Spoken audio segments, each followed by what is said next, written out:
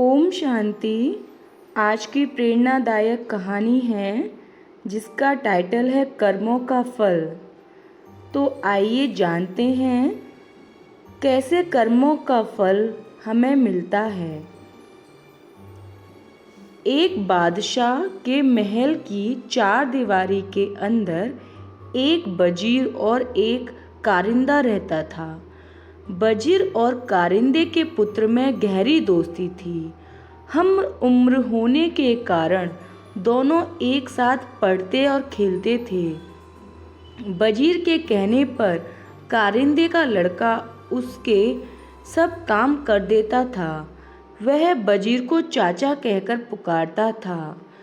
बादशाह कारिंदे के पुत्र को बहुत प्रेम करता था। बादशाह के कोई संतान नहीं थी, इसलिए वे कारिंदे के पुत्र को अपने पुत्र के समान ही समझते थे।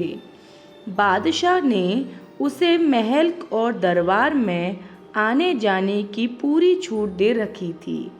कारिंदे के पुत्र के प्रति बादशाह का प्रेम देखकर वजीर को बहुत ईर्ष्या होती थी। वजीर चाहता था कि बादशाह केवल उसके पुत्र को ही प्रेम करे। यदि बादशाह ने उसके पुत्र को गोद ले लिया तो बादशाह की मृत्यु के बाद उसका पुत्र ही राजगद्दी पर बैठेगा। वजीर की इच्छा के विपरीत बादशाह का प्रेम कारिंदे के पुत्र के प्रति बढ़ता ही गया। बादशाह वजीर के पुत्र को जरा भी पसंद नहीं करते थे, इसलिए वजीर कारिंदे और उसके पुत्र से मन ही मन ईर्ष्या करने लगा। वजीर ने कारिंदे के पुत्र को मारने का निश्चय किया। वजीर ने कारिंदे के पुत्र को रूमाल और पैसे देकर गोश्त लाने के लिए कहा। वजीर ने कारिंदे के पुत्र को अच्छी तरह समझाया कि गोश्त बाजार में गली के नुक्कड़ वाली दुकान से ही लाना है। कारिंदे का बेटा रूमाल और पैसे लेकर बाजार की ओर चल दिया। उसने देखा कि उसका मित्र मतलब वजीर का बेटा भी वहाँ खेल रहा है। वजीर के लड़के ने कारिंदे के पुत्र से कहा कि तुम मेरा दांव खेलो, मैं जाकर गोश्त ले आऊँगा। कारिंदे के पुत्र ने उसे पैसे और रूमाल देकर दुकान का पता बता दिया। इस प्रकार वजीर का पुत्र गोश्त लेने चला गया और कारिंदे का पुत्र दांव खेलने लगा। वजीर के पुत्र ने दुकानदार को पैसे और रूमाल देकर कहा कि इसमें गोश्त बांध दो। कसाई ने रूमाल में बने हुए निशान को पहचान लिया।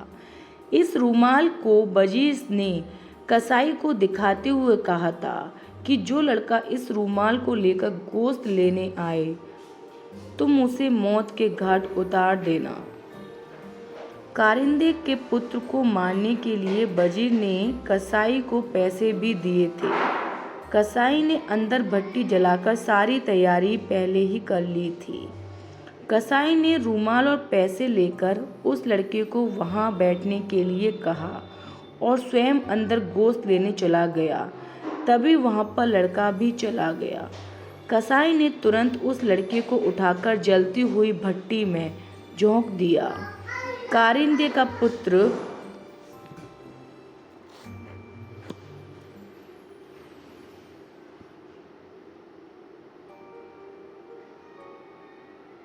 अपना दांव खेलने अपने घर जा रहा था कि उसे रास्ते में वजीर मिल गया। कारिंदे के पुत्र ने पूछा, चाचा भैया गोश्त ले आया? इतना सुनकर वजीर के पैरों के नीचे से जमीन खिसक गई। तभी कारिंदे के पुत्र ने कहा, चाचा भैया ने मुझसे रूमाल और पैसे ले लिए थे और कहा कि तुम मेरा दांव खेल लो, मैं गोश्त लेकर घर चला जाऊंगा। मैंने भैया को दुकान का पता बता दिया था। वजीर की आंखों के आगे अंधेरा छा गया और उसके मुख से एक शब्द भी नहीं निकला।